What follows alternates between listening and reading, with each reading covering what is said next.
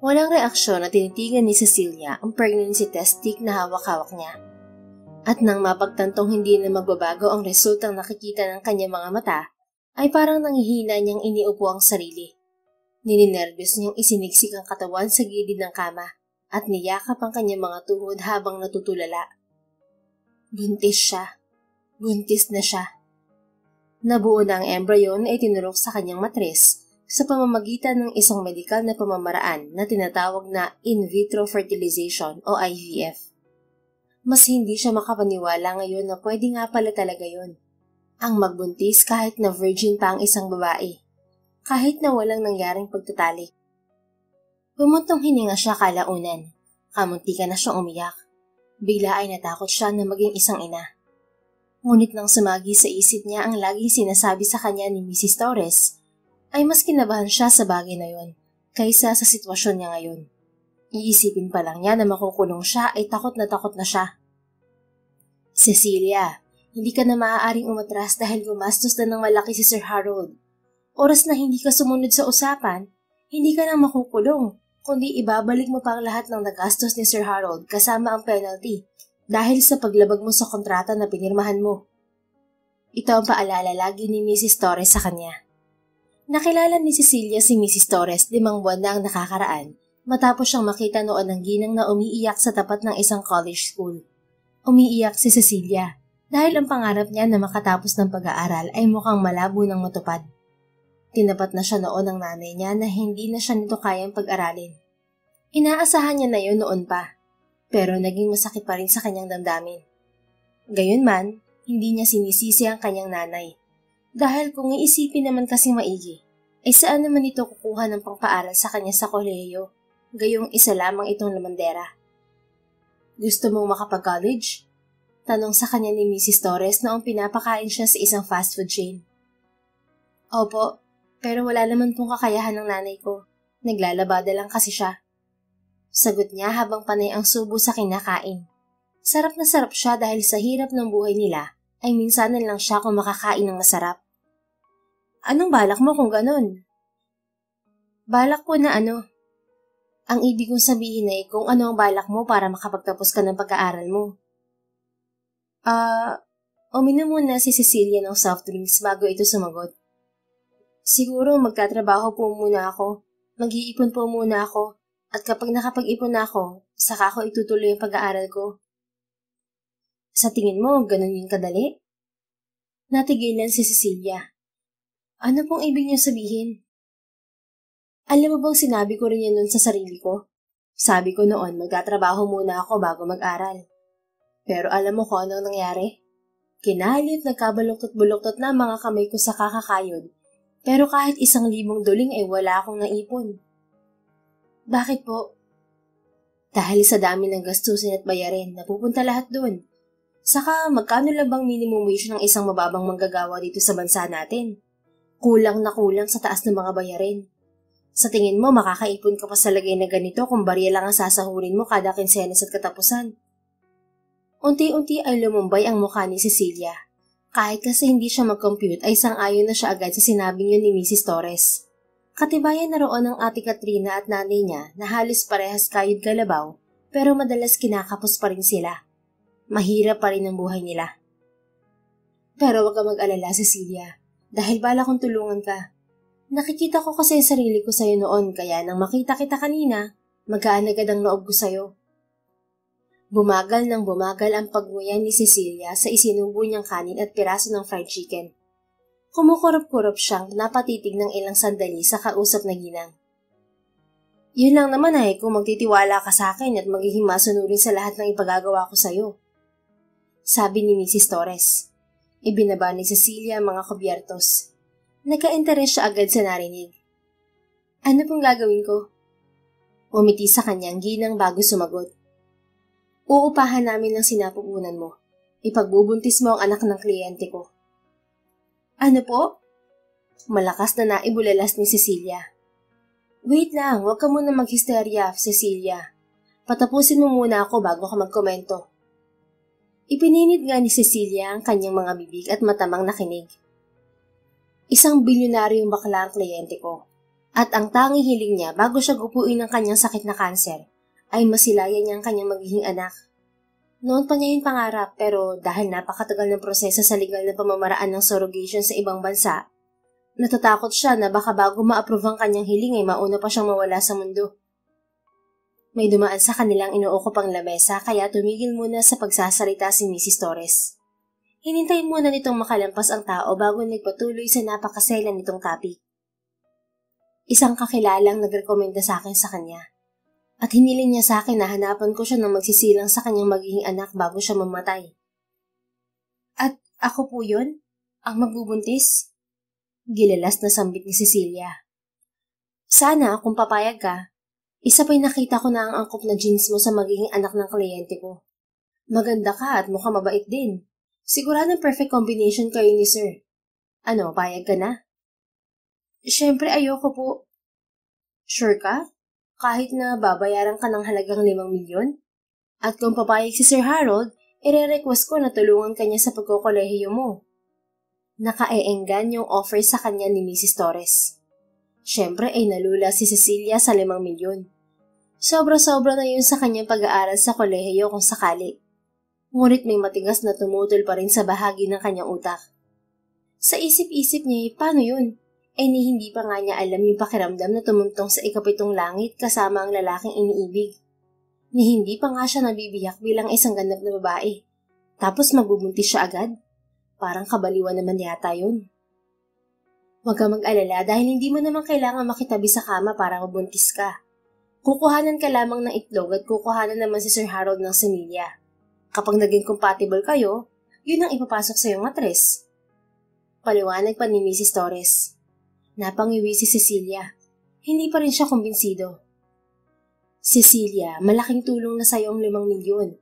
Makakapag-aral ka na at pag nakatapos ka ay matutupad mo ng lahat ng mga pangarap mo para sa sarili mo at sa pamilya mo.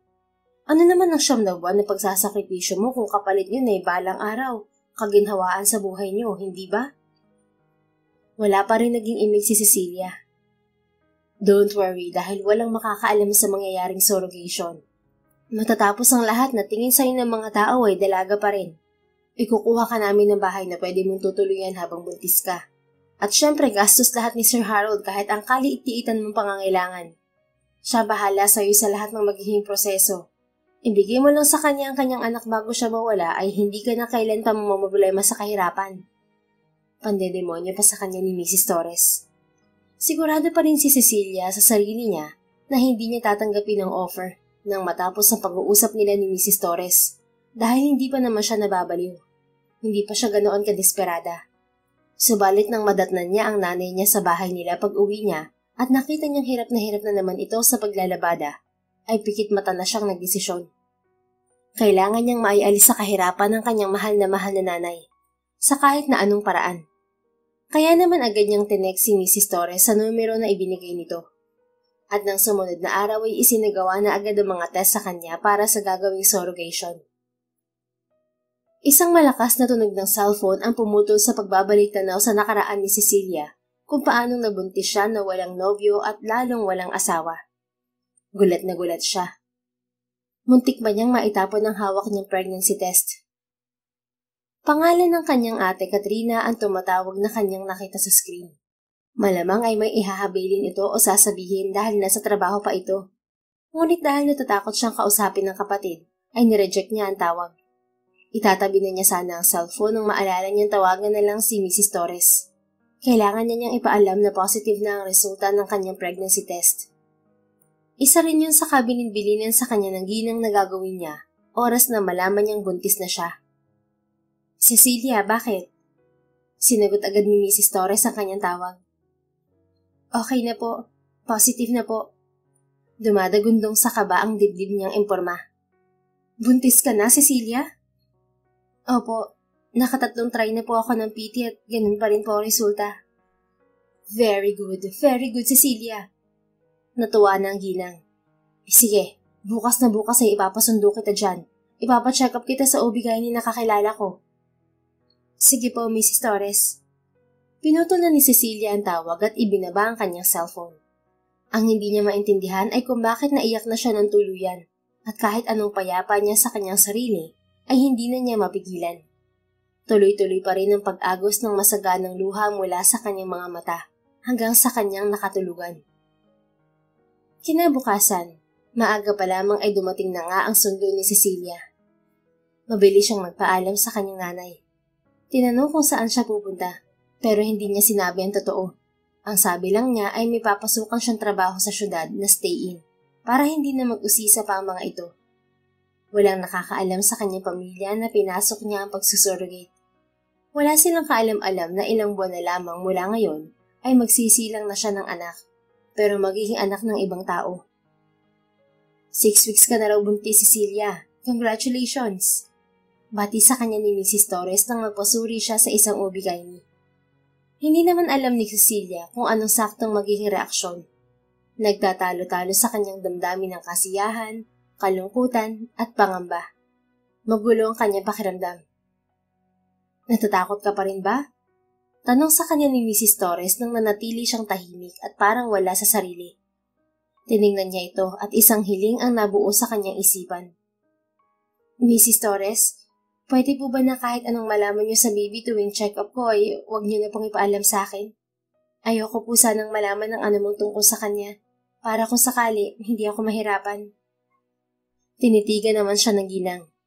Di kawasay, mas matamis ang naging ngiti nito nang hagurin ng palad nito ang kanyang likod. Nauunawaan ko, Cecilia. Sige, simula ngayon ni Sir Harold ko na lamang sasabihin ng lahat. Hindi na siya nagbigay ng komento. Tipid na lang siyang umiti. Matuloy na lumipas ang mga araw. Kabuanan na ni Cecilia. Namumutok na sa laki ang kanyang tiyan. Ang laki-laki ng tiyan mo, Cecilia. Hindi ba talaga kambal ang pinagbubuntis mo? Ang katanungan na naman ng magmamay-ari ng apartment na kanyang tinutuloyan sa Maynila. Lahat ng sinabi ni Mrs. Torres sa kanya noon ay tinupad nga ng ginang. Kinuha nga siya ng matitirhan upang walang makaalam sa pamilya at kakilala niya na magbubuntis siya. Niyang kanyang pangalan ay kanyang pinalitan. Ginawa niyang Celia. Hindi po, manang. Sadyang malaki lang daw po ako magbuntis. Magalang na sagot niya kahit na nakukulitan na siya sa matanda. Sabagay, may gano'n naman talaga. Malaki kapag magbuntis. Ngiritian niya ang matanda. Iniiwasan din kasi ni Cecilia na makipagkaibigan sa kahit na sino roon dahil alam niyang aalis din naman siya sa lugar na yun at kakalimutan ang lahat ng nangyari.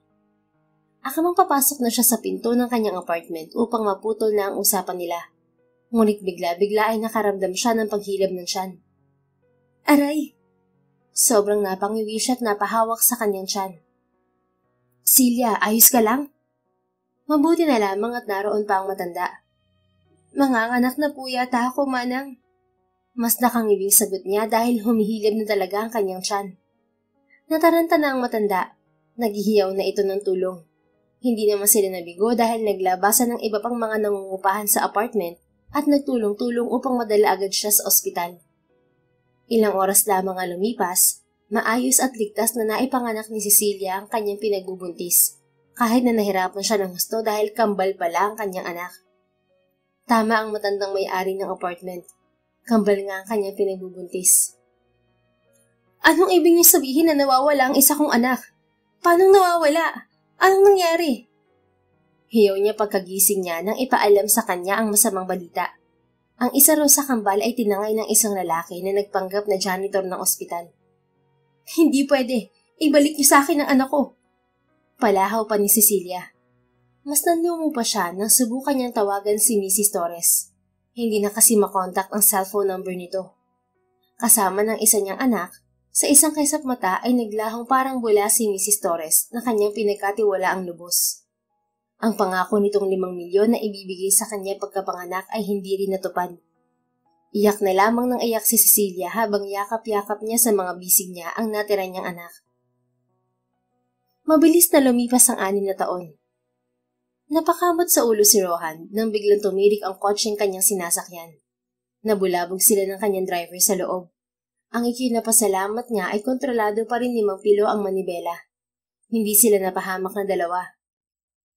Mukhang na-flat tayo, sir. Sabi sa kanya ni Mang Pilo at madaling bumaba. Bumutong hininga lang si Rohan. Wala namang mangyayari kahit na magalit o mainis siya. Flat pa rin ang gulong at maghihintay pa rin siya na maayusin ni Mang Pilo sa ayaw at sa gusto niya. Sir, nadali tayo ng pako. Maiwan ko po muna kayo at maghahanap ako ng talir na malapit. Pagbibigay alam sa kanya ni Mang Pilo nang balikan siya. Sige Mang Pilo, pakibilisan lang sana please. Sige po sir. Nang makaalis si Mang Pilo ay walang maisip na gawin si Rohan sa loob ng kotse. Nababagot niyang tinignan ng paligid sa labas ng bintana. Doon niya nakita ang isang tindahan ng gulay at mga isda sa kabilang gilid ng kasada. At kahit medyo malayo, napansin niya agad ang itsura ng babaeng nagbabantay roon. Babaeng hindi maayos ang pagkakatali ng buhok at nakasuot ng apron. Gayunman, lutang na lutang pa rin ang kagandahan nito. Rohan wondered how much more beautiful she would be once she was dressed up properly. Malamang pwede na itong maging modelo sa kanilang perfume company. Pinanood pa ni Rohan ng babae, at lalo siyang humanga rito hindi lamang sa taglay nitong simpleng kagandahan, kundi sa galing nito sa pagkatay ng karne. Kahit malayo siya ay kitang-kita niya ang galing nito sa paghawak ng butcher's knife. Hindi nagtagal, hindi na niya napigilan ng sarili na lapitan ito. Nice! Sanay na sanay ah. Papansin ni Rohan sa babae. He was indeed right. The woman is more beautiful up close. She looked like a doll with her pale skin. Kahit wala itong pampakulay at palamuti sa muka ay litaw na litaw pa rin ang ganda nito. Nag-angat naman ang babae ng tingin at ngumiti sa kanya. Bibili ka po, sir? Bagamat muntik nang mahulog ang puso ni Rohan, formal siyang umiling. Wala talaga siyang balak na bumili dahil may kasambahay siya na bahala na sa pamimili ng mga kailangan nila sa mansyon, na hindi na nga niya maalala kung kailan siya huling nakatuntong sa palengke. Kung hindi ka pala bibili, umalis ka na. Nakaharang ka lang sa mga paninda ko. Bigla ay pagsusungit na ng babae. Itinuloy na ang ginagawa nito sa kawawang mga karne. Hindi pwedeng napadaan lang. At dahil wala akong kakilala dito ay, kung gusto mong dumiskarte sa akin, sorry, wala akong oras sa mga mandiligaw, mister. Ang mahalaga lang sa akin ngayon ay kumita ng pera. Kaya umalis ka na. Pamumutos sa kanya ng babae. At hindi man lang nagtaas ng tingin habang nagsasalita. Umawang ang mga labi ni Rohan habang nakatitig dito. Hindi siya makapaniwala dahil sa unang pagkakataon, siya ang binaliwala ngayon ng babae at hindi siya ang nambaliwala sa babae.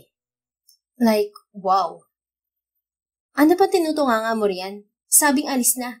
Nakakamalas ka lang sa mga paninda ko. Pagtataboy na naman sa kanya ng babae. Ang angas ng pagkakahawak nito sa malapad na itak. Gayunpaman, mas lalo itong naging maganda sa paningin niya. Para bang nakakita siya ng Amazona ngayon na live sa kanyang harapan. Nagbago na pala ang isip ko. Bibili na pala ako, Miss Ganda. Napilit ang sabi ni Rohan nang malakas na inihataw ng babae ang itak sa malaking sangkalan ng karne. Natakot siya na baka siya na ang susunod nitong uundayan kapag nainis ito lalo sa kanya. Otomatiko na nagliwanag ang mukha ng babae. Mabuti naman. Anong bibilhin mo? Ito na lang. Hindi tumitingin na itinuro ni Rohan ang nasa kanyang harapan na paninda ng babae. Sa magandang mukha kasi nito siya nakatingin. Ang tipo niyang babae ay ang babae na habang tinitingnan ng matagal ay lalong gumaganda. Sure ka yan ang bibilhin mo? Oo nga, ibalot mo na lahat. Sagot ni Rohan nang itingiti. Okay. Pinagkukuha na nga ng babae ang binili niya at isinilid sa plastic. Wait. Hanggang sa may napansin na si Rohan pagbaba niya ng tingin. Parang may mali yata kasi sa karne na binibili niya. Hindi siya pamilyar. Ano palang karne yan? Bakit ganyan ang itsura? Baboy ang binibili ko ah. Tumigil ang babae sa ginagawa at ngumisi dito. Ito ang karne na pinakamasarap dito sa lugar namin. Karne ng palaka. Ito ang tinuro mo, di ba? What the? Natutop ni Rohan ang kanyang bunganga dahil muntik-muntikan na siyang masuka. Ang arte mo ah, masarap kaya to? Angil sa kanya ng babae. Hindi ako maarte, miss. It's just that I don't like exotic food. Dahilan ni Rohan sa katumalikod. So paano itong paninda ko? Iinjanin mo na lang dahil karni siya ng palaka, ganun ba? Hindi mo nabibilhin matapos mo akong abalahin? Bakit kasi turo ka ng turo tapos kung kailan na i-plastic ko na 2 kilo, saka ka uulong? Pagtataray na naman sa kanya ng babae. Kahit hindi niya nakikita ay alam niyang pinamaywangan siya nito. Don't worry, miss. Dahil babayaran ko pa rin. Pero hindi ko nakukunin. Sandali. Dinukot ni Rohan ng kanyang wallet sa bulsa. Kukuha na dapat siya ng 1,000 nang may nahagip na naman ang paningin niya na nagpakunot na ulalo sa kanyang noo.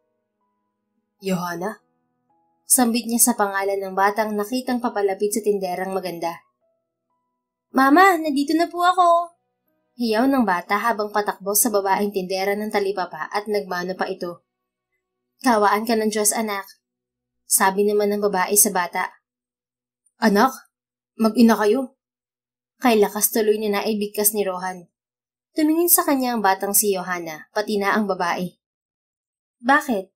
Pati ba naman sa anak ko ay may problema ka, mister? Angil sa kanya ng tinderang maganda. It can't be. Paano naging anak mo si Johanna? Balik angan ni Rohan. Sigurado siyang si Johanna ang bata. Anong sabi mo? Johanna? Excuse me, pero Colette ang pangalan ng anak ko at hindi Johanna.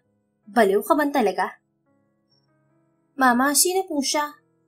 Tanong naman ng bata. Nagtago ito sa likod ng babae habang takang-taka ang tingin nito kay Rohan. Wala anak, huwag mo siyang pansinin. Isa lang siyang balo na naligaw sa lugar natin. Kinuha ng babae ang butcher knife. Ipinakita kay Rohan na oras na may gawin itong masama sa anak nito, ay hindi ito magdadalawang isip na tatarin din ito ng pino katulad ng mga karne at isda na panindan nito. Nagsalubong na talaga ang mga kilay ni Rohan habang nakatitig sa batang babae. Noon na niya napansin ang kaibahan nito kay Johanna. Oo nga't magkamukha ang dalawa, pero mas maputi pala si Johanna kaysa rito. Mas makinis ang balat at mas mahaba ang buhok. Isa pa, iba ang suot nitong school uniform. She's not Johanna. Maya-maya ay naisaloob na ni Rohan. Ang hindi niya mawari ay bakit magkamukha ang dalawang bata na para bang magkakambal ang dalawa. Biglang parang may tunog na tinaga. Pagtingin ni Rohan sa babae ay tinaga pala nito ang malaking kahoy na sangkalan. Masama ang tingin nito sa kanya. Kapag hindi ka pa umalis, sa susunod na pagtaga ko ay sa mukha mo natatama tong itak ko, lalaki. Pagkaway babala nito sa kanya na may nakamamatay na tingin. Hindi niya ito pinansin. Isa pang titig ang ginawad niya sa batang babae na anak nito. Abat, ayaw mo talagang tigilan ng anak ko Sandali lang. Gigil at galit na sabi na naman ng babae. Hawak nito ang malapad na kutsilyo at umikot ito palabas ng pwesto at parang susuhurin siya. Nanlaki ang mga mata ni Rohan. Hindi ginagawang biro yung kutsilyo, miss. Nakamamatay yan. Natarantang sabi niya sa babae. Correction, pero misis na ako at hindi miss. At oo, nakamamatay talagang kutsilyong to. At ikaw ang una nitong mapapatay na tao kung hindi ka pa aalis. Sa narinig ay kumaripas na nga pabalik si Rohan sa kinapaparadahan ng kanyang kotse. Mama, sino po ang lalaking yun? Hindi ko alam anak. Siguro lalaking walang magawa sa buhay at sinira lamang ang araw ko. Banayad na sagot ni Cecilia sa kanyang anak na si Colette. Parang hindi naman. Mukha kang mayaman Bigla ay bungad ng kanyang ate Karina. Sukbit nito ang maliit at kulay pink na bag ni Colette. Ang kapatid niya kasi ang naghahatid sundo sa kanyang anak sa eskwela pansamantala, ngayong grade 1 na ang kanyang anak. Pinatigil kasi agad ang ate niya sa pagtatrabaho ng asawa nang malamang buntis ito. Nakita mo pala, hindi mo malang ako tinulungan na ipagtabuyan ng lalaking yun ate. Bumusangot na sita niya rito. Nandoon ako sa store ni Aling Martha Alang ang iwan ko ang binibili kong asin. Tsaka alam ko namang kaya mo na yun. Sa dami ba naman ng mga manliligaw mong hinabol mo ng itak at tumiklop dahil sa katarayan mo, mag-aalala pa ba ako? Correction ate, hindi ko yun manliligaw. Kung nakita mo lang sana kung paano niyo titigan si Colette kanina, baka ikaw pang humabol sa kanya ng itak. Talaga? Gano'n niya si Colette? Aboy, bastos nga. Oo, kaya nga ingatan mo yung pamangkin mo. Huwag mong iniiwan-iwanan, delikado. Habang hinihimas-himas ang medyo may umbok ng tiyan, ay tinanaw ni Karina ang kotseng pinasukan ng lalaki kanina. Sayang, mukhang mayaman pa naman at gwapo. Bagay sana kayo kapatid. Kinuha ni Cecilia ang isang bukos ng sitaw at bahagyang pinalo yun sa ulo ng kapatid. Yan pa talaga ang inisip mo. Ginawa na nga ng masama si Colette Aray, masakit yun ate mo ko. Angal ni Karina na napahawak sa ulo. Pwes, mag-asal kang ate ko. Dahilan naman ni Cecilia. Inirapan niya ang kapatid at bumalik na siya sa kanyang pwesto. Binugaw niya ang mga makukulit na mga langaw. Natatawa na lamang sa kanila si Colette na abala sa panonood sa cellphone. Ewan ko ba naman kasi sa'yo at ayaw mo pang mag-entertain ng mandiligaw, kapatid. Abay kung buhay lang si nanay hanggang ngayon pihadong sasabihin din niya sa'yo na mag-asawa ka na upang may makatuwang ka sa buhay. Tingnan mo nga sarili mo, napapabayaan mo na kakatrabaho mo rito sa talipapa. Dapat lalaking gumagawa nito para sa'yo. Patuloy ni Karina sa usapan nilang magkapatid. Bumuntong hininga si Cecilia. Inalala niya muna ang kanilang ina. Ang kawawa nilang nanay na namatay 2 taon nang nakakaraan na hindi man lamang naranasan ng kaginhawaan dahil parehas silang magkapatid na palpak sa mga desisyon sa buhay. Pasalamat talaga siya at napakabait ng nanay nila. Tandang-tanda niya noong iniuwi niya si Colette ni hindi siya pinakitaan ng galit ng kanyang nanay. Walang tanong-tanong ay tinanggap agad silang mag-ina. Siya na lamang ang nag-usa noon na sabihin dito ang nangyari sa kanya. Sa tulong ng kanyang nanay, kasama na ng kanyang ate Karina, unti-unti niyang natanggap ang kapalaran niya na isa na siyang single mom. Napalaki niya ng maayos si Colette at naging masaya silang mag-ina. Kahit na minsan ay sumasagi sa isip niya ang isa pa niyang anak. At saka kawawa rin naman niya si Colette Cecilia, hindi man lang maranasan na magkaroon ng tatay. Patutsyada pa sa kanya ni Karina. Pwede ba ate, tantanan mo ako sa mga bagay na yan? Minalas na ako sa lalaking yun kanina. Huwag mo na akong malasin pa. Kailangan ko makabenta ngayon dahil ang laki na ng huhulugan ko sa Bombay. Hindi malas ang pagsasabi ng ikakabuti mo. Katwiran pa rin ng kapatid. Napailing-iling na lamang si Cecilia na inayos ang karne ng mga palakang nalamog lang dahil sa lintik na lalaking yun. Alam kong na-trauma ka sa nangyari sa'yo noon, kapatid. Nang inabandona ka ng lalaking bumuntis sa'yo. Pero hindi naman ganun lahat ng mga lalaki na hindi tumutupad sa ipinangako. Ibang kadil lang na lalaki sa lalaking mamahalin ka talaga ng buong puso. Ayaw talaga siyang tantanan na saad na naman ni Karina. Huwag ka mag-alala ate, dahil hindi ko naman talaga isinasara ang puso ko. Ready pa rin naman ako magmahal anytime. Busy lang ako ngayon pero darating tayo dyan. Kailangan ko magsipag dahil nag-aaral na si Colette. Sabi na lamang ni Cecilia upang matapos na ang usapan. Ang hindi niya maintindihan, pagkatapos niya sabihin yun ay napasulyap siya sa kotse kung saan naroon ng lalaking kanina hindi niya maitatanggi na nagpabilis ng kanyang puso sa unang pagkakataon. Lalaki na ang bango-bango. Ang totoo, kaya tinarayan niya ang lalaki kanina ay dahil nahihiya siya. Paano ba naman? Siya ang babae pero siya ang mukhang sumabak sa gera sa gulo ng kanyang itsura. Tapos amoy malansa pa siya. Samantalang ang lalaking yon ay napakabango na nga ay napakagwapo at napakalinis pa ng itsura. Baliktad sila kaya nakakahiya. Mabuti nga't umalis agad. Samantala, pagkapasok ni Rohan sa kanilang bahay, ay si Johanna agad ang hinanap ng kanyang paningin. Ngunit himala na parang wala ang bata. Kadalasan kasi kung hindi siya nito sinasalubong kapag uuwi siya, ay naroon ito sa salas at nanonood ng TV. Naisip tuloy niya na baka yung bata kanina ay si Johanna nga talaga. Kaya naman kinabahan siya. Si Johanna? Tanong niya sa kasambahay na lumapit sa kanya. Tulog na po sa kwarto niya, sir. Sagot ng may edad ng kasambahay at kinuha ang kanyang mga dala. Napabugan ng hangin si Rohan. Naginhawahan siya dahil inakala niyang wala si Johanna sa bahay dahil nandoon sa talipapa ng babaeng masungit kanina. Kumpirmado, hindi nga talaga si Johanna ang batang yon. Kumain na ba siya, Nana Ising? Opo, sir. Bago siya nakatulog ay kumain naman po ng kaunti. Siguro pagod kakalangoy sa swimming pool kanina kaya nakatulog ng maaga. Sige po, sisilipin ko na lang siya sa kwarto niya. Pagkasabi niyo ni Rohan sa kasambahay, ay tinungo nga niya ang kwarto ng bata. Sumilip muna siya. Nang makita niyang tulog nga si Johanna, ay saka lamang siya dahan-dahang pumasok. Pinakatitigan niya ang parang anghel na natutulog na bata. At kung may anong pumiga sa puso niya nang may emosyong bumangon sa kanyang dibdib. Sa tuwing tinititigan niya kasi ng ganoon si Johanna, ay hindi niya may iwasan na maalala ang kanyang kawawang si Kuya Harold, ang ama ni Johanna. Malungkot ang mukha ni Rohan na sinilyapan ng larawan ng kanyang kapatid na nakadisplay sa bedside table. Naroon yun lagi dahil ayaw na ayaw ipatanggal ni Johanna. Kapag naroon daw ang picture ng daddy nito ay parang kasama pa rin ito ang ama. Kinuha ni Rohan ng larawan ng kanyang Kuya Harold. Nginitian dahil ngiting-ngiti ito sa larawan na para bang nakakahawa sa nakakakita sa picture. Kuya, may nakita akong bata at kamukhang kamukha ni Johanna. Sabi niya nang maalala niya ang bata na inakala niyang ang pamangkin niya. Sabihin mo sa akin, nagkataon lang ba na kamukha siya ni Johanna? O higit pa? Sino ang batang yun, Kuya Harold? May iba ka pa bang naanak ka noon? Ay, ano ba naman tong naiisip ko? Paano naman mangyayari yun napaka-workaholic mo?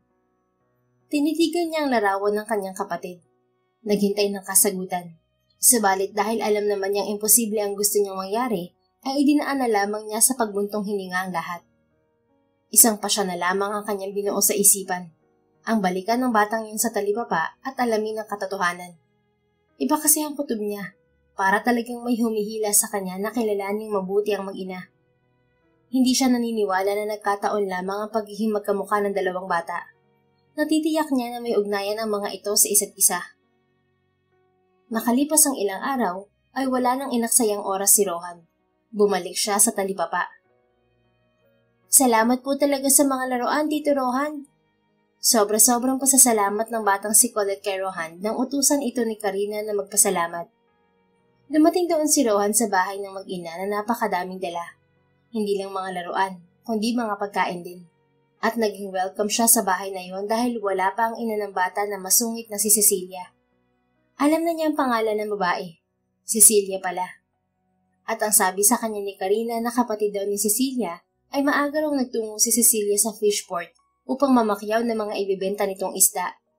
Si Karina ang nadatnan niya sa talipapa at nagpaunlak ang babae na isama siya sa bahay ni Cecilia na naroon lang pala sa tabi ng tindahan.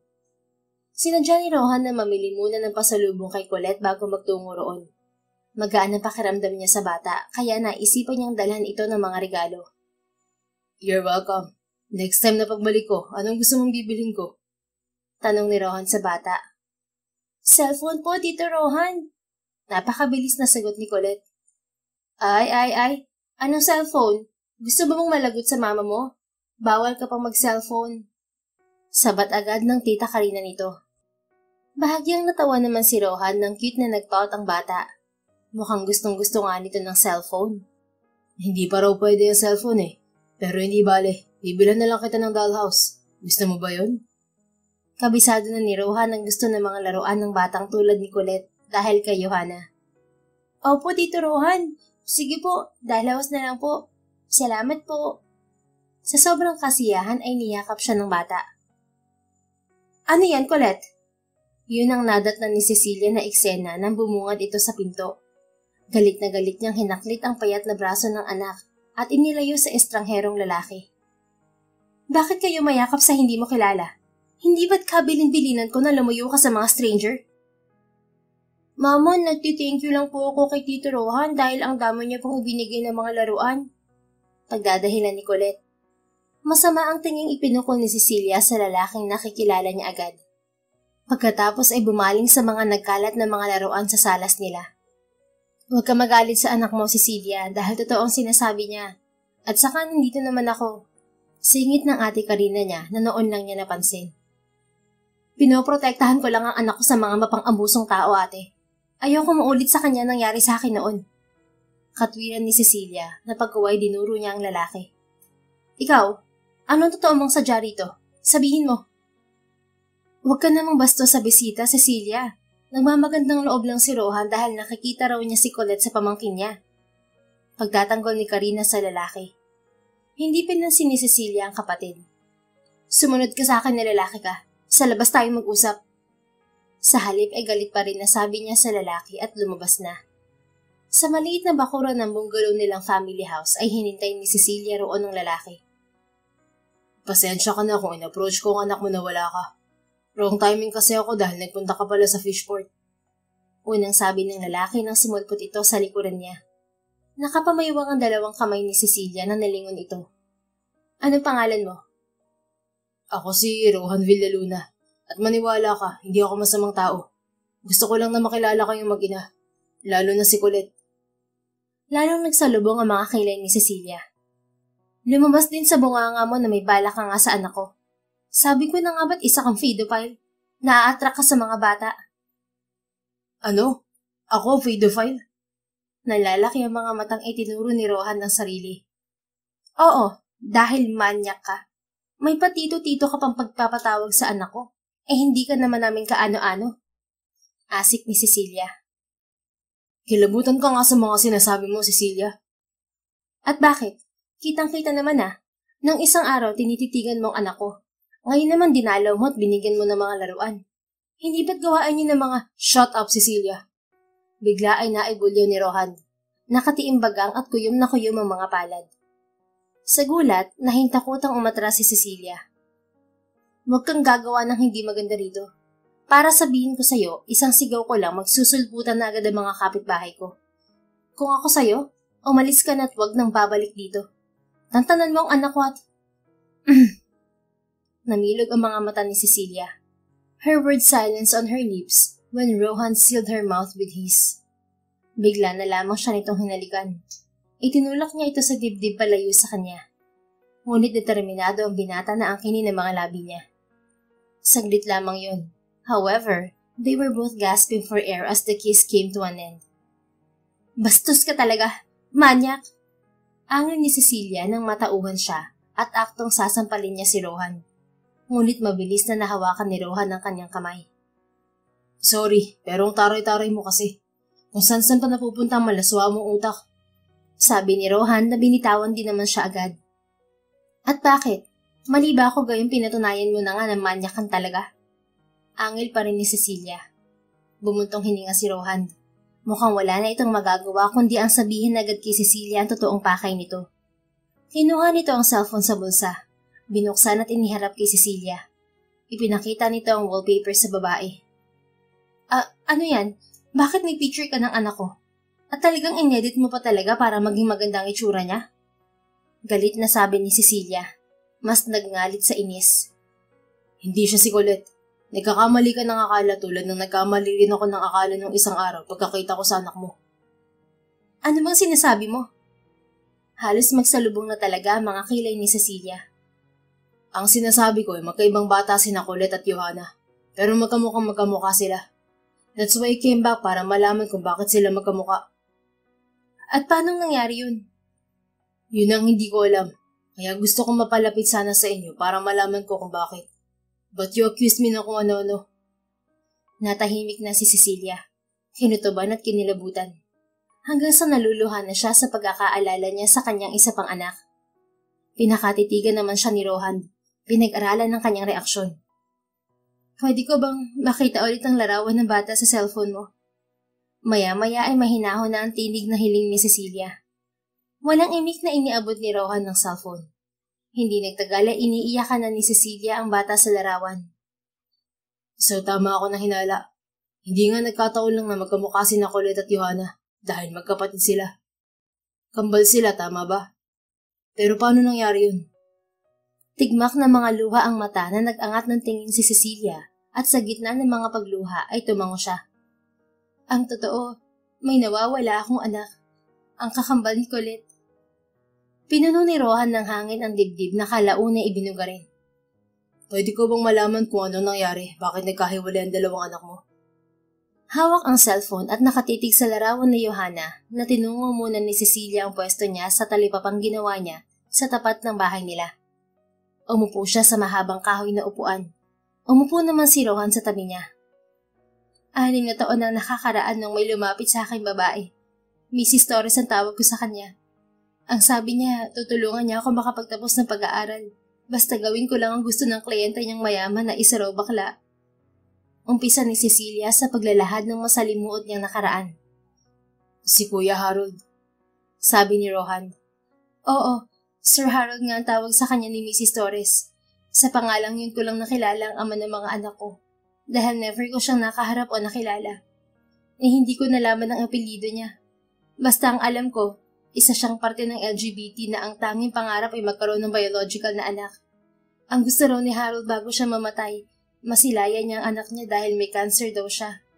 Sa halagang 5 milyon at iba pang mga tulong na offer ni Mrs. Torres, nagkasundo kami sa isang illegal na surrogation. Ako naman si Tanga, pumayag na ipagbuntis ang anak niya. Narinig ni Cecilia ang pagbuntong hininga ni Rohan. kaya natigil siya sa pagkukwento. Tiningnan niya ito. Colon cancer. Yun ang naging sakit ni Kuya. And he died 3 years ago. 2 taon pa lang si Johanna nun. Imporma sa kanya ni Rohan. Nakagat ni Cecilia ang pang-ibabang labi niya. So, alam mo ang deal namin? Sinabi lang niya sa akin noong bigla na lamang ay may inuuwi siyang sanggol sa bahay. At ang sabi niya ay anak raw niya. Galing sa laman at dugo niya. Hinayaan ko na dahil nakita ko naman kung gaano siya kasaya na kasama niya si Johanna. Sino ba naman ako napipigil sa pangarap niya, hindi ba? Naging mapait ang ngiti ni Cecilia. Buti pa siya natupad ang pangarap niya. At bitter din ang pagkakabigkas na anya. Bakit, Cecilia? May nangyari pa ba sa deal niyo ni Kuya? Tarantado ang kuya mong yun. Hindi siya tumupad sa pangako niya. Pagkasilang ko sa anak niya, inabandonan niya ako na parang aso lang na nanganak sa kalye. Kinuha na nga niyang isang anak ko, hindi pa ibinigay ang 5 milyon na usapan namin. Tuloy hindi ako nakapagtapos ng pag-aaral dahil wala na nga akong pera, may inaasikaso pa akong isang anak. Napakunot noon si Rohan. Hindi totoo yan. Ibinigay ni Kuya Harold ang pera sa'yo. Alam ko dahil nandun ako nung nabayaran sila ni Mrs. Torres. Dinagdagan pa nga niya ng 1 milyon dahil hindi mo raw siya minigo. Napakaganda raw ng anak niyong 2. Lumitaw ang naeskandalong anyo sa mukha ni Cecilia. Ano? Pero wala akong natanggap kahit pisong duling. Cecilia, maniwala ka sa akin. Ibinigay sa'yo ni Kuya ang pera. In cash pa nga dahil yun daw ang gusto mo, sabi ni Mrs. Torres. Giit ni Rohan. Natigilan silang dalawa sa pag-uusap. Kapwa nahulog sa malalim na pag-iisip. Ibig sabihin, inangkin lahat yun ni Mrs. Torres. Pinagplanuhan niya malamang nang nalaman niyang kambal ang magiging anak ko. Hindi katagalan ay naanalisa ni Cecilia. Kuyom na niya ang mga kamao niya. Sumiklab ang mas matinding galit niya para kay Mrs. Torres. Mukhang ganun na nga.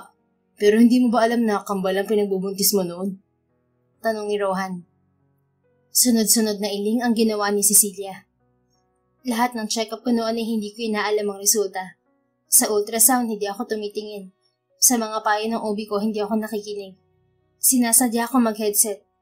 Katunayan, binilinan ko pa noon si Mrs. Torres na ilayo agad sa akin ng sanggol oras na maipanganak ko, para hindi ko siya makita. Paano mo nagawa ang lahat ng yun? Anak mo pa rin ang pinagbubuntis mo. Nanginig ang mga labi ni Cecilia sa pinipigilang mga luha. Ayoko kasi noon na kahit kaunti mapalapit sa anak ko. Ayoko na malaman kahit isang detalye sa kanya upang wala akong maalala tungkol sa kanya. Dahil alam ko na masasaktan lang ako, lalo sa paghihiwalay naming dalawa. Hindi ko naman alam na aabusuhin ni Mrs. Torres ang desisyon kong yun. Wala nang nasabi pa si Rohan. Napayo ko na lamang ito ng ulo nang makita nitong umiiyak na naman si Cecilia. Kamusta ang anak ko? Lagi-lagi ko siyang iniisip. Lagi ko siyang pinagdarasal na sana okay siya at masaya sa tatay niya. Okay siya.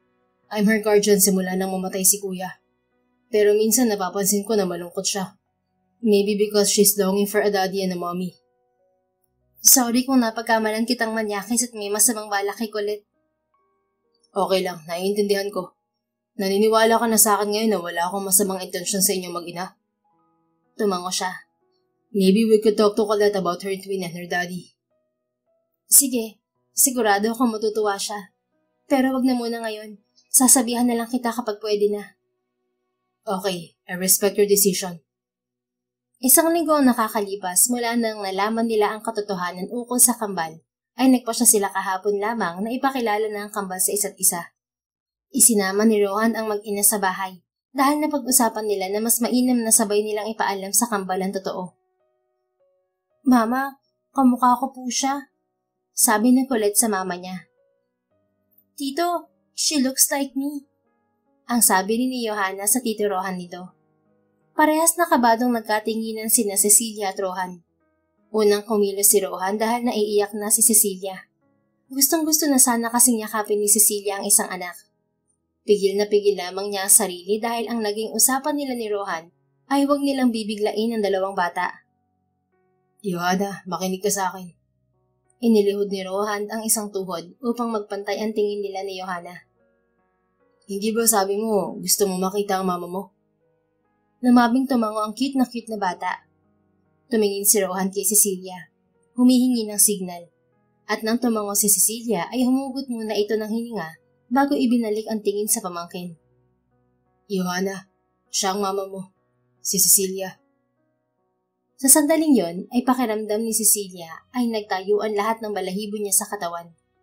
Sa unang pagkakataon, naramdaman niya ang napakatinding kilabot. Takot na baka hindi siya matanggap ng kanyang isa pang anak. Mama, ikaw ba talaga mama ko? Naiiyak na tanong ng bata.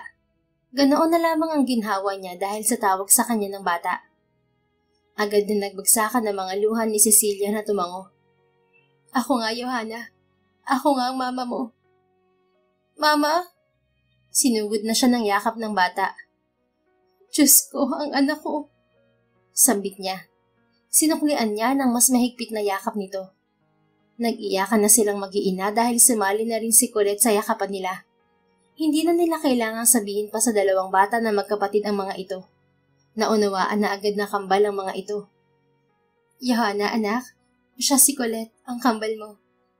Colette, siya si Johanna, ang kakambal mo. Pakilala pa rin niya sa dalawa nang makakalas ng yakap sa kambal. Hindi na niya masabi kung sino sa dalawa ang panganay at bunso dahil nga si Mrs. Torres ang nakakaalam niyon. Pero hindi na yun mahalaga ngayon. Ang mahalaga ay sama-sama na silang mag-iina. Labis-labis ang pasasalamat ni Cecilia sa Diyos. Walang pagsidlan ng kanyang kaligayahan. Nagngitian ng kambal. Madami akong toy sa loob, Colette. Come, let's play! Paghila ni Johanna sa kapatid nang matapos ang dramahan nila. Magkahawak kamay ang dalawang bata na umakyat sa hagdanan. Nakasunod sa kanila ang yaya ni Johanna. Salamat, Rohan, at hindi mo pinagkait sa akin na makita at makapiling sa Johanna. Sinamantala yun ni Cecilia upang magpasalamat kay Rohan. Wala akong karapatan para itago ang katotohanan. Dahil ang totoo, hiniling din sa akin ni Kuya Harold na oras na hanapin ni Johanna ang ina niya. Gawin ko raw ang lahat para makita ka niya. Wala kaming balak na ilihim ang totoong pagkatao niya. Sagot ng binata. Nagngitian silang dalawa. Panatag na si Cecilia sa lalaki mula nang matuklasan niya na kapatid ito ni Harold at siyang nagpalaki kay Johanna. Gusto mong makita ang magiging kwarto mo? Tanong ni Rohan pagkuwan kasabay ng pagkakbay sa kanya. Tumaas ang isang kilay ni Cecilia na tiningnan ng kamay ng binata sa kanyang balikat.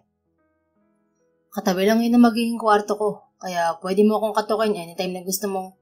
Tumigil ka, Mr. Rohan Villaluna. Galit-galitan na putol ni Cecilia sa binata. Kinurot pa niya ito sa tagiliran. Natatawang umiwas naman si Rohan. Mama, tingnan mo. Siya raw si Papa, sabi ni Johanna. Maya-maya ay tumatakbong balik sa kanila ni Colette. Kinuha ni Cecilia ang daladalang picture frame ng anak. Sa wakas na silayan na rin niya ang itsura ng ama ng kanyang mga anak. Kaysa ang mamuhi, ninitian na lang niya si Harold. Ngayon kasama na niya ang kanyang kambal. Nakikita na niya ngayon ang magandang dulot ng deal nila noon ni Harold. Kamukha mo siya, Rohan. Sabi niya sa binata kapag kuwan. Yeah, madami nga napagkakamalan din kaming kambal eh. Kaya siguro ang anak ni Kuya sa'yo ay naging kambal. Nawala ulit sa paningin nila sina Colette at Johanna. Mas naging makulit pa ang mga itong na magkasama. Ang mabuti pa ay magpahinga ka na muna sa kwarto mo. Tatawagan na lang kita kapag kakain na ng hapunan. Anyaya ulit sa kanya ni Rohan nang wala silang maisip na gawin. Napag-usapan na talaga nila na doon na tumira si Cecilia at Colette sa bahay ng binata upang nasa gayon ay mas mapalapit sila kay Johanna. Pero sa tingin naman ni Cecilia ay maganda ang pagpapalaki ni Rohan sa anak niya. Kaya nakagaanan agad nito ng loob si Colette at siya ay hindi kinamuhian dahil matagal siyang nawala. Paano mga bata? Tanong niya sa binata. Ang yaya ni Johanna bahala sa kanila. Tara, samahan kita. Iginiyan na nga siya ni Rohan patungong taas na bahay. Nagpatianod naman siya. Pagdating nila sa magiging kwarto niya, ay napasinghap si Cecilia. Lahat din ang makikita doon mula sa kama hanggang sa mga kortina ay walang itulak kabigin sa karangyaan. Malayong malayo sa bahay nila sa talipapa. May gusto ka bang ipabago dito sa kwarto mo? Untag sa kanya ni Rohan nang nasa may bintana sila. Mula sa pagtanaw ni Cecilia sa labas ay nilinga niya ang binata. Sure ka ba talaga na dito na kami titira ni Colette? Hinolding hands muna siya nito bago sumagot. Anak ni Kuya Harold si Colette, Kaya technically may karapatan siya sa lahat ng mga naiwan ni Kuya. At dahil ikaw ang ina ni Nakolet at Johanna, syempre kasama ka na rin dun. Bukas na bukas din ipapaayos ko sa sekretary ko magiging share mo sa RH Sense. Ipapalipat ko ang lahat ng share ni Kuya sa pangalan mo. Nanlaki ang mga mata ni Cecilia. Anong sabi mo? HR Sense? Sa inyong kumpanya na yun ng mga sikat na pabango? Proud na nakibit balikat si Rohan. Ang totoo, kay Kuya Harold lang yun. Idinamay lang niya ako dahil ang hili ko naman talaga ay buy and sell ng mga sasakyan. Wala akong choice na magkasakit siya kundi ang tanggapin ng pamumuno sa kumpanya. Hanggang sa napamahal na rin ako sa kumpanya niya. Nakumpanya niyo na rin ng mga bata. Grabe, kaya pala lagi ka mabango. Sa inyo palang pinakasikat ngayon na perfume company. Hangang-hanga na bulalas ni Cecilia. Correction, sa atin. Sa atin ang RH Sense, Cecilia. Dahil simula ngayon, parte ka na ng pamilya Villaluna. Pagtatama sa kanya ni Rohan. Hindi mabura-bura ang mga ngiti sa labi ni Cecilia na inilipat niya ang tingin sa may labas ng bintana. Umiwas siya. Lalo na kung sasagutin mo na ako. Para naman mapalitan ko na rin ang apelyido mo ng Villaluna. Patuloy ng binata. Una pa lang ay hayagan ng sinabi ni Rohan kay Cecilia ang pagkagusto nito sa kanya. Wala pang isang buwan silang magkakilala pero pakiramdam nila ay matagal na panahon na silang magkakilala. Rohan? Napakistot si Cecilia nang biglang yumapos ito sa kanya. He embraced her from behind at walang salitang hinalikan ng kanyang liig. Napainat siya sa sensasyong mabilis na kumalat sa buong katawan niya. Mahal na talaga kita, Cecilia. Katunayan, unang kita ko pa lang sa'yo, minahal na agad kita. Masungit ka lang kasi kaya hindi agad ako nakaporma. Idagdag pa ang palaka mong paninda na... Hep? Mabilis na pamaikot si Cecilia at tinakpan ng bibig ng binata. Huwag kang dahil masarap ang palaka. Nung bata pa kami at buhay pa si tatay, madaming araw ang nakaraos kami sa buhay dahil sa pag-uulam namin ng palaka. Natawa si Rohan. Alam ko naman na isang delicacy ang palaka sa ibang lugar. Nire-respeto ko naman yun. Tumaas ang noon ni Cecilia. Mabuti naman. Pero takot talaga ako dun. Kaya pwede bang huwag na pala natin pag-usapan? Pag-usapan na lang natin ang future natin. Sa sinabi ni Rohan ay natawa siya, sabay tampal sa braso nito. Future agad? Hindi ko pa nga nanliligaw. Bigla ay nagliwanag ang mukha ni Rohan. Ibig sabihin, pwede na kitang ligawan? Oo na. Kunwari ay wala lang nasagot niya, kabaliktaran ng nararamdaman niyang kilig sa loob niya. Impokrita na siya kung sasabihin niyang hindi niya gusto si Rohan. Dahil una pa lamang naman talaga ay humanga na siya rito. Idinaan lang niya sa pagtataray kaya hindi halata. Thank you. Sa katuwaan ay nabuhat siya ni Rohan at inikot-ikot sa ere. Nagtitili si Cecilia sa gulat. Rohan, ibaba mo ako. Sinunod naman siya ng binata. Ngunit dahil sa pagpupumiglas niya ay na-out of balance sila. Mabuti na lamang at sa kama sila natumba. Nagtatawa sila, pero saglit lamang ay nagseryoso rin. Nagtitingin sila na para bang kinakabisan nila ang bawat parte ng kanilang muka. May ideya na si Cecilia sa mga susunod na mangyayari. Gayunman, wala siyang balak na gumawa ng anumang hakbang na pagsalungat. Bagkus, ipinikit niya ang mga mata ng haplusin ni Rohan ng kanyang pisngi. Maya-maya nga lang ay naramdaman niya ang paglapat ng mga labi nito sa kanyang mga labi. Masuyo at ramdam na ramdam niya na may kalakip na pagmamahal ang paghalik sa kanya ni Rohan. Ingat na para bang takot itong siya ay masaktan. Nang maghiwalay ang kanilang mga labi ay nakita ni Cecilia ang kakaibang kislap sa mga mata ni Rohan. Ayokong madaliin ang lahat sa pagitan natin, Cecilia. Let's cherish every moment we have together, sweetheart. Sabi nito, kasunod ang madiing paghalik naman nito sa kanyang noo. Nabitin man ay tumango na lang si Cecilia. Sa bagay, tama naman yun.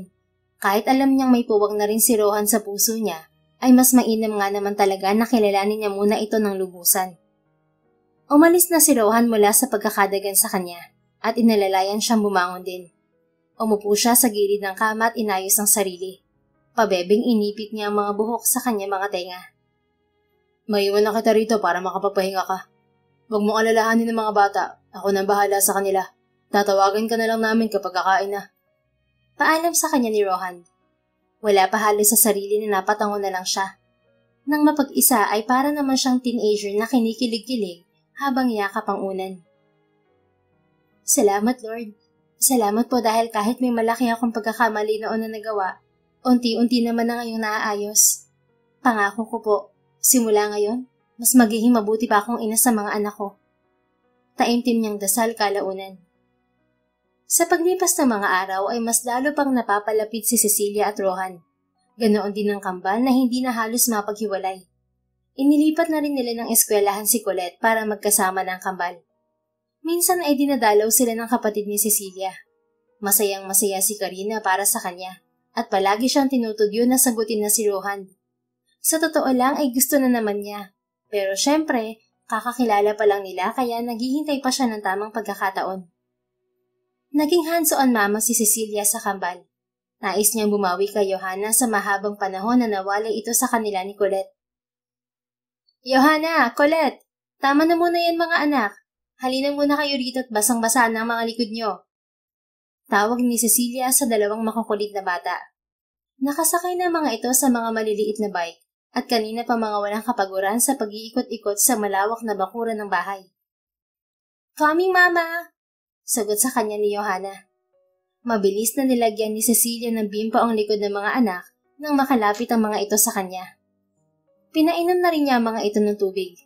Tuwang-tuwa siya na makitang magkasundo ang kanyang mga anak kahit na ngayon lamang nagkasama. Hello everybody! Natuwa silang mag-iina nang bumungad si Rohan. Tito! Nagunahan ang dalawang bata na sinalubong to.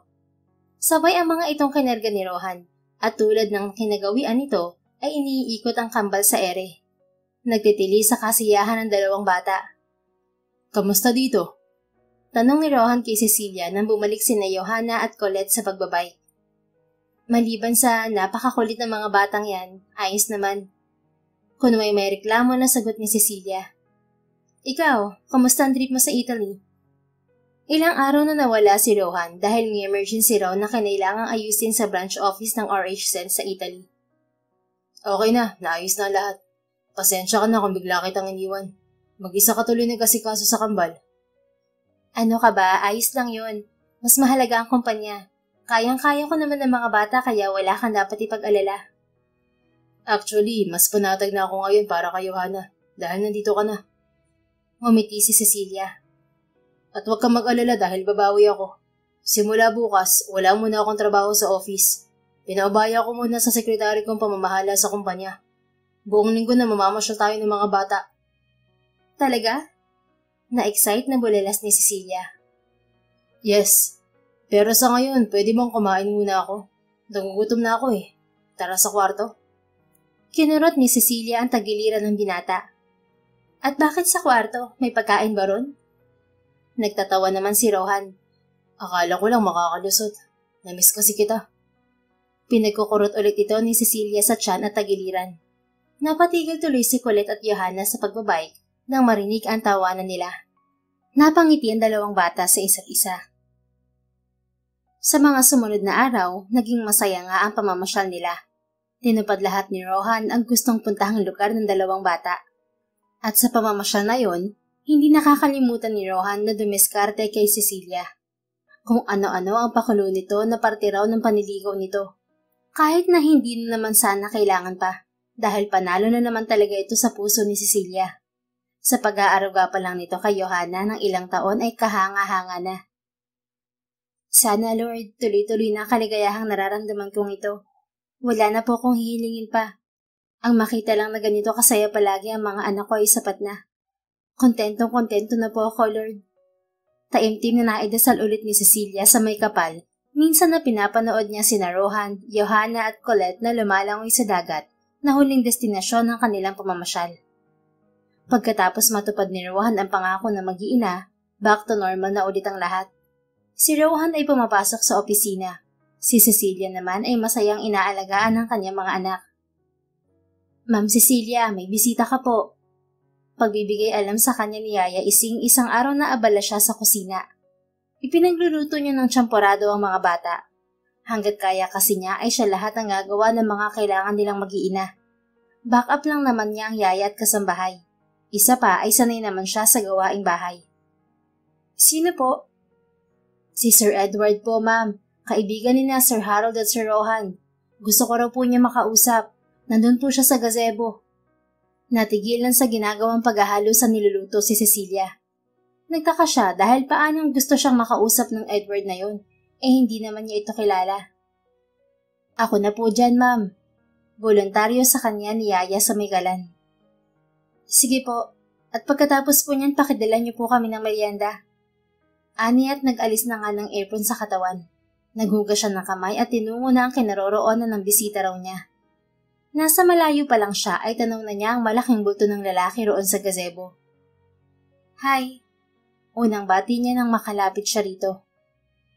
So, ikaw pala si Cecilia? Bungad sa kanya ng lalaki. Parang ang sungit nito. Oo, ako nga. Ikaw si Edward daw? Bakit gusto mo raw ako makausap? May ilang sandaling katahimikan. Tingnan mo na siya ni Edward ng pababat taas. Well, may gusto lang sana ako linawin sa'yo. Simula nito nang muling magsalita. Ano yun? Layuan mo si Rohan. Diretsahang sagot ng lalaki na tila galit pa. Napakunot noo si Cecilia. Ha? Paanong layuan? Anong ibig mo sabihin? Hindi ka naman siguro slow para hindi mo maintindihan ng sinasabi ko, no? Nagtaas siya ng kilay.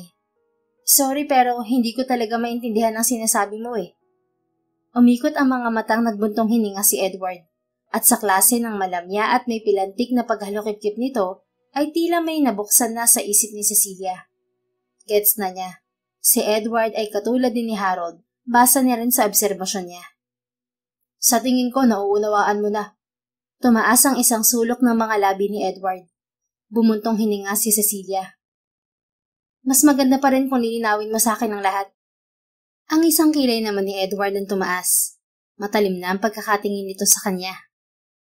Maayos kami ni Rohan nang hindi ka pa may eksena sa istorya. Papunta na nga sana kami sa happy ending eh. Kaso, epal ka. Bigla kang dumating, kaya ngayon nawawalan na siya ng time sa akin. Hindi na niya ako napapansin dahil wala na siyang ibang bukang bibig at inaalala kung di kayo mag-ina. Tumanda na nga siya dahil sa kakaalaga sa isa mong anak. Tapos ngayon dumagdag pa kayo ng isa mo pang anak. Napasinghap si Cecilia. Pakiramdam niya ay may butcher knife na biglang tumarak sa puso niya. Munting na din siyang mabuway sa kinitatayuan sa natuklang sangyon tungkol kay Rohan. Pilit lamang niyang pinatatag ang sarili at anyo upang mas hindi siya mapahiya sa kaharap. Akala mo siguro nakahanap ka na ng Prince Charming o kaya naman ay ng Knight in Shining Armor, no? Pwes, para sabihin ko sa'yo, hindi ganun si Rohan. Dahil si Rohan ay kasama rin namin na nagpe-feeling Disney Princess tulad ng Kuya Harold niya. Gets? Pagpapatuloy pa rin ang binabae. Hindi totoo ang sinasabi mo. Lalaki si Rohan. Oh, really? Bakit? Pinatunayan na ba niya sa'yo? Nalaki ang mga mata ni Cecilia. Lihim na nakaramdam ng pagkapahiya sa sarili dahil kung iisipin niyang maigi, wala pa nga. Wala pa dahil sa tuwing may mainit silang tagpo ni Rohan ay bigla itong titigil at sasabihin sa kanya na nirerespeto raw siya nito. Akala niya ay pagiging isang marespeto at maginoo lamang yun ng binata. Tapos malalaman niya ngayon na pusong babae din pala ito. Nasasaktan siya sa totoo lang dahil napamahal na siya rito. Nangatal ang katawan ni Cecilia. Para na siyang pinanawa ng kaluluwa na nawawala sa sarili. Layuan mo si Rohan kung ayaw mong masaktan bandang huli. Maawa ka sa sarili mo at lalo na sa kanya dahil kahit kailan hindi siya lubos na magiging masaya sa piling mo. Never mo siyang masasatisfied sa kama. Tandaan mo yan. Sa dami ng mga sinabi pa ni Edward sa kanya, ayun lang ang parang narinig niya ng paalis na ito. Naiwan siya nitong tulala at walang kibo sa pwesto niya. Buong magdamag na pinag-isipan ni Cecilia ang lahat. Simula nang nakausap niya si Edward, ay hindi na siya lumabas ng kwarto. Hindi siya lumabas nang tawagin siya ni Rohan na kumain. Nagdahilan na lamang siya na masama ang kanyang pakiramdam. Umiyak siya ng umiyak. Siguro kung nauubos ang mga luha, ubos na ang mga luha niya sa sandaling yun pa lamang. Hindi niya talaga matanggap na ang lalaking minahal niya ay ganoon pala ang katauhan. Kaya naman pala masyadong sweet. Kaya naman pala masyadong mabango. Kaya naman pala masyadong malinis. Kasi, isinubsob niya ang mukha sa unan. Ayaw niyang maggitin ng salita. Lalo lang siyang nasasaktan. Ang tanga-tanga mo, Cecilia. Paano hindi mo man lang yun napansin? Paano sa pangalawang pagkakataon ay nagpabudol ka na naman sa isang Villa Luna? Nakakainis ka. Sisi niya sa kanyang sarili habang binabayo ang unan. Hindi nagtagal nang hindi niya nakayanan ng sakit na malaya na lamang niya na iniimpake na ang kanyang mga gamit sa maleta. Nagbihis siya at inumpisahan ng pag-alis. Aalis na lang siya dahil ayaw niya na mas lumalim pa ang nararamdaman niya para kay Rohan. Tama si Edward. Mas masasaktan lang siya kung hindi pa siya lalayo ngayon. Tahimik siyang lumuluha nang sinilip niya sa kwarto ang kanyang dalawang anak. Naantig pa ang puso niya nang makita niyang katabi pala ng mga anak niya si Rohan. Muntik na tuloy magbago ang pasya niya. Isiniksik na lamang niya sa isip niya na mali na mahalin si Rohan. Kaya tuloy pa rin ang kanyang pag-alis. At kung mali ang gagawin niya na paglayo, natitiyak naman niyang tama ang desisyon niyang iwanan ang kambal sa piling ni Rohan. Mas may kahahantungan ng kinabukasan ng kambal. Hindi matutulad ang mga ito sa kanya na puros paghihirap ang tinamasa. Babalikan ko kayo mga anak. Sa ngayon aalis muna si Mama. Magpapahinom muna ako ng sugat at aayusin ang buhay ko.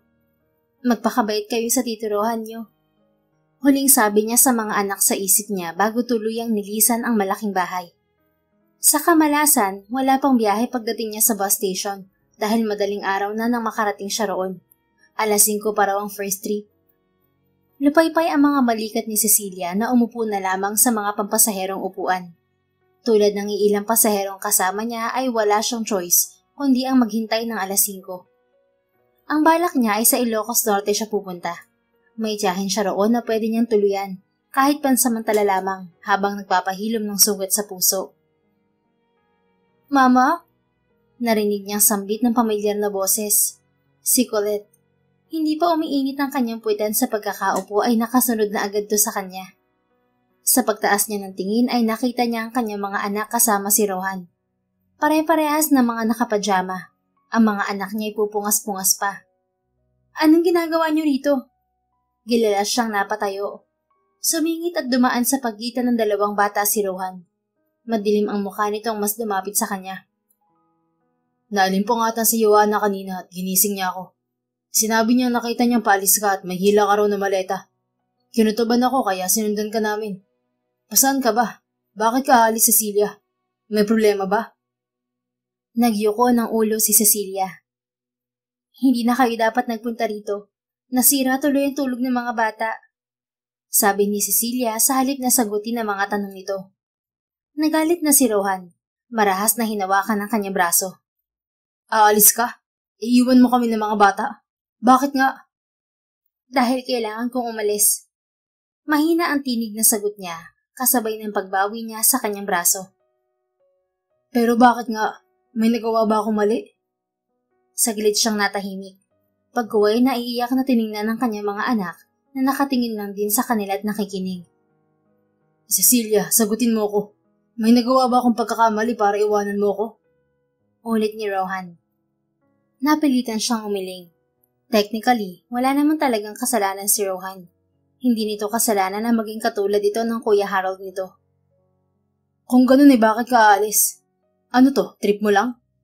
Tumaas na ulit ang boses ng binata. Rohan, alam ko na ang totoo, na ikaw ay... Sagot niya. Halos pumiyok ang boses niya dahil sa pinipigil na luha. Lalong kumunot naman ang noo ni Rohan. Anong totoo, Cecilia? Yung totoong pagkatao mo. Ibinuking ka na ni Edward kahapon. Nagpunta siya sa bahay at kinausap ako. Sinabi niya na may relasyon kayo at layuan daw kita. What? Ang tanging naibulalas ni Rohan. Lukot ang mga kilay nito at hindi makapaniwala. Ayoko ng gulo, Rohan. Mas lalong ayaw ko na madamay ang mga anak ko. Kaya aalis na lang ako. Isa pa, hindi ko matanggap eh. Ayoko. Ayoko na magkaroon ng relasyon sa tulad mo na... Cut the nonsense, Cecilia. May lakas na bulyaw ni Rohan. Hindi lamang tuloy siyang nabulabog, kundi pati na ang ibang pasahero. At bakit ka naninigaw? Sita niya rito. Dahil kung ano nung sinasabi mo. Ayan ka na naman sa mga maling paratang mo sa akin. Bakit? Paratang ba yun? Hindi ba totoo naman? Umiling-iling si Rohan na nagpalingon sa kambal. Maya-maya ay galit ang itsura nitong hinaklit ang kamay ni Cecilia at hinila palayo kaunti sa mga bata. Diyan lang kayo, kids. Huwag kayong susunod. Bilin nito sa kambal. Sa may di kalayuan sa mga pasahero ay tumigil si Rohan sa paghila kay Cecilia. Bakit ba parang ikaw pa ang galit? Hindi ba dapat ako magagalit dito? Dahil malino na katulad ng Kuya Harold mo, nilinlang mo rin ako. Singhal ni Cecilia sabay bawi sa kamay niya. Una sa lahat, nalinaw ko na sa'yo na hindi ka nilinlang ni Kuya. At pangalawa, nagbuga muna ng malalim na hininga si Rohan bago itinuloy ang sinasabi. Kinontrol muna nito ang galit. Cecilia, maling inaakala mo. Hindi ako ganun. Anong sinasabi mo? Si Edward na nga nagsabi, di ba? Ang sinasabi ko, hindi ako bakla. Hindi ako katulad ni Kuya at lalong hindi ako katulad ni Edward. Kaya wala kaming relasyong dalawa. Bakit ba naniniwala ka sa taong yun na hindi mo lubusang kilala?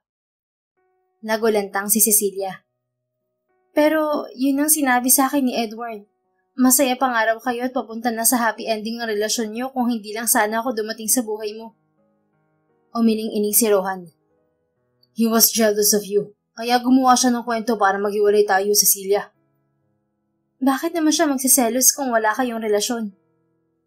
I don't know. Pero siguro dahil noon pa man gusto na niya ako. Actually, nag-confess na yun sa akin nung buhay pa si Kuya. Pero paano ko naman siya magagawang magustuhan kung straight akong lalaki? Isa pa, galit ako sa taong yun. Dahil ngayon ko lang nalaman na tinatakot niya pala mga babaeng nalalaman niyang may gusto sa akin. May nagsumbong sa akin at kinumpronta ko na siya. Pero ginawa pa rin niya ulit sa'yo. Totoo ba ang sinasabi mo? Naiiyak na agad si Cecilia sa nalaman. Kinuha ni Rohan ang mga kamay niya at hinawakan na mahigpit. Susuyuin ba naman kita at hahalikan kung katulad nila ako? Malay ko ba? Basta naisip ko kasi na kaya ka laging mabango at malinis ay dahil baka nga ganun ka. Natawa muna si Rohan bago muli nagsalita. So, kailangan ko palang magmukhang dugyot para magmukhang lalaking lalaki. Ganun? Napalabi na lamang si Cecilia. Hinalikan ni Rohan ang likod ng mga palad niya. I love you, Cecilia. I really love you. At para maniwala ka, bukas na bukas din kung gusto mo ipakakasalan na kita. O kung gusto mo nga, unahin na natin ang honeymoon para hindi ka na magduda pa. Napangiti na siya. Talaga? Pakakasalan mo ko? Oo. Ayaw mo ba? Siyempre gusto. Pakakasal ako sa'yo kahit ngayon na. Hindi na siya nag-inarte pa. Siya na ang yumakap ng mahigpit kay Rohan. Mahirap na, baka maagaw pa ito ni Edward. Natatawang hinalikan naman siya nito sa noo bago hinigpitan ang yakap nito sa kanya. Mas nagsumiksik naman siya sa matipon ng dibdib nito. Oh, tama na. May tumitigas na. Nakakahiya naman kung bubukol. Nakapajam pa naman ako. Maya-maya ay pilyong saway sa kanya ni Rohan. Ha? Mabilis siyang kumawala at bumaba ang tingin sa bandang ibaba nito. Ano, naniniwala ka ng lalaki ako talaga? Hindi naman siguro to bubukol at magagalit kung bunganga mo. Saway niya rito nang makita niyang patakbo na sina Johanna at Colette sa kinaroroonan nila. Bati na po ba kayo ni Tito? Tanong ni Colette. Hindi ka naaalis, Mama? Tanong din ni Johanna. Nakangiting nagkatinginan sina Cecilia at Rohan. Hindi na aalis ang mama niyo. At dapat papa na rin ang tawag niyo sa akin simula ngayon. Dahil pakakasalan ko ng mama niyo sa lalong madaling panahon. Okay ba sa inyo yun, kids? Sagot at tanong ni Rohan sa mga bata. Sina Colette at Johanna naman ang nagkatinginan. Yes na yes, Tito! At sabay na naisambit ng kambal nang nagsink in sa mga murang isip ng mga ito ang nangyayari at mangyayari. Botong-boto sa iyong kambala, tudyod ni Cecilia sa binata. Siyempre naman, ako yata ang pinakamabango, pinakamalinis at pinakagwapo nilang Tito Papa. Sira, siyempre ikaw lang naman ang nag-iisa na lang tito, no? Humalakak sila, pati ang kambal ay nakitawa na rin. Seriously, sweetheart. Salamat. Napakasaya ko, napakakasal ka sa akin. Napakaswerte ko sa'yo. Ako dapat ang magpasalamat sa'yo, Rohan. Kahit ganito lang ako tapos single mother pa, minahal mo pa rin ako at pinakasalan. Dahil ikaw ang pinili ng puso ko.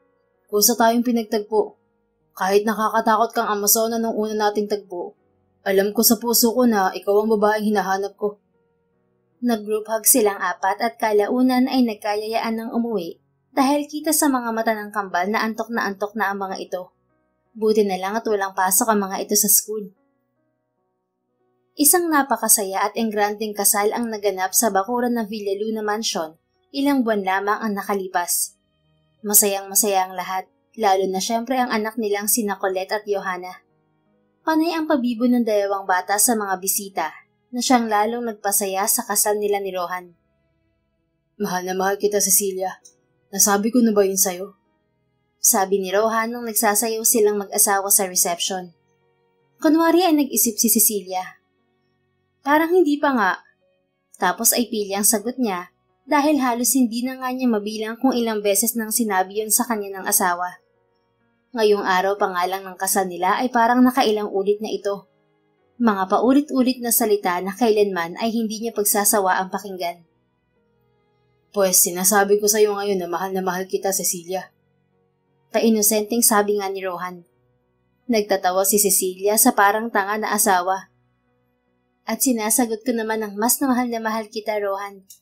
Ipangako mo na hindi ka magloloko dahil kukunin ko sa talipapa ang itak ko at pagkatapos, tatadtarin kong parang palakayang junior mo. Biro niya sa mister. Grabe naman yun, misis ko. Huwag naman. Wala nang bubukol at magpapasaya sa'yo. Sige ka. Siyempre, biro lang. Tatadyakan ko na lang yan para mabasag. Kaya umayos ka ha, at lumayo ka sa mga bading. At lumayo ka sa mga tukso. Opo, ikaw lang kaya ang love ko. Mamaya sa honeymoon, mas lalo kong papatunayan sa'yo na love kita.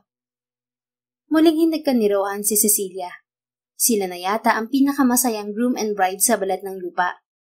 Mas naging masaya pa silang mag-asawa nang ibinalita sa kanila na nahuli na si Mrs. Torres. Tuwang-tuwa si Cecilia nang ilang paglilitis lamang ay nagwagi silang maipakulong ang manilindang naginang. Sapagkat hindi lang pala siya ang babaeng inosente na naloko nito. Marami pa palang iba. Ayaw na sana niyang indibanda ito dahil masaya na naman siya sa mag-aama niya. Walang katumbas na halaga ang kapalit ng 5 milyong itinakas ng ginang sa kanya. Pero dahil nga nabalitaan nila na nahuli ito ng pulis, kaya hinikayat din siya ni Rohan na magkaso laban dito. Mula nang ikasal sila ni Rohan, hindi na lang ang pagtulong sa kanyang asawa sa pagpapalago ng RH Sense ang pinagkakaabalahan ni Cecilia. Kasama ang kanyang ate Karina ay naging advokasya na rin niya ang pagbibigay suporta sa mga babaeng nabubuntis sa hindi makatarungang mga pangyayari, gawa ng napakalupit na mundo. Suportado naman siya ni Rohan sa kanyang ginagawa. Napakaswerte talaga niya dito. Hindi lamang ito gwapo, mabango at malinis. Very supportive din ito sa kanya. Kaya naman labis-labis ang pasasalamat niya sa Diyos dahil dininig din ang panalangin niya na biyayaan ng lalaking magmamahal sa kanya at tatanggapin siya kahit na may anak na siya. The end. Kung nagustuhan mo ang istoryang ito, please don't forget to like, comment, and share it with your friends. Your support really makes a difference. Thank you and see you sa ating next story. Keep safe and be blessed.